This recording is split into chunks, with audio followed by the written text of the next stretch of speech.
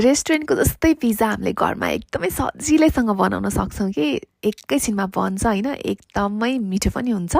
Recipe राख्नु भनेर कति धेरैजनाले भन्नुभएको छ, त्यही भएर राख्दैछु। मनतातो पानीमा मैले 1 चम्चा इस्ट राखेँ, त्यसपछि चिनी राखेर मजाले घोलेर 5 मिनटलाई छोपेर राख्थेँ।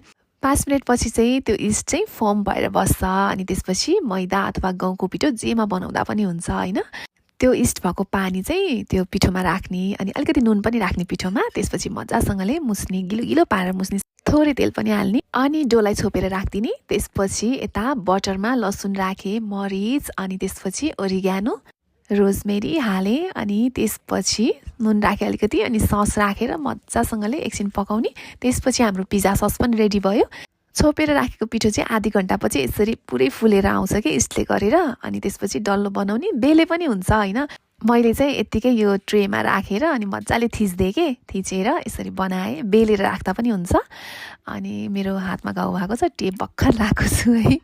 अनि त्यसपछि काँटा चम्चाले यसरी पाल पारिदिने हल्का होइन। अब हजुरहरूले ग्यासमा बनाउने हो भने चाहिँ प्यानमा यत्तिकै पहिला रोटीलाई चाहिँ दुवैतिर पकाउने कि एकैछिन, अनि त्यसपछि रातो रातो भएपछि झिक्ने, अनि त्यसपछि यसरी सस लगाउने अनि त्यो माथि चिज हाल्ने। त्यसपछि अब जे हाल्दा पनि हुन्छ, टमाटर, क्याप्सिकम, प्याज, मैले चाहिँ स्विट कर्न पनि हालेको छु। अनि फेरि त्यो माथि चिज मजाले हालिदिने।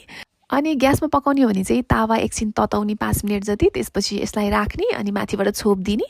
सानो ग्यास पारेर एकछिनमै पाकिहाल्छ होइन। ग्यासमा पकाउने हो भनेदेखि चाहिँ ओभनमा चाहिँ 180 डिग्रीमा प्रिहिट गर्ने अनि त्यसपछि 20 मिनट पकाएको। अनि त्यसपछि मैले एकछिन ग्रिल पनि गरिदिएँ कि 1-1.5 मिनट। माथिबाट हेर्दाखेरि चाहिँ एकदमै यस्तो कलर देखिएको छ अनि फेरि क्रन्ची पनि हुन्छ कि ग्रिल गर्दाखेरि।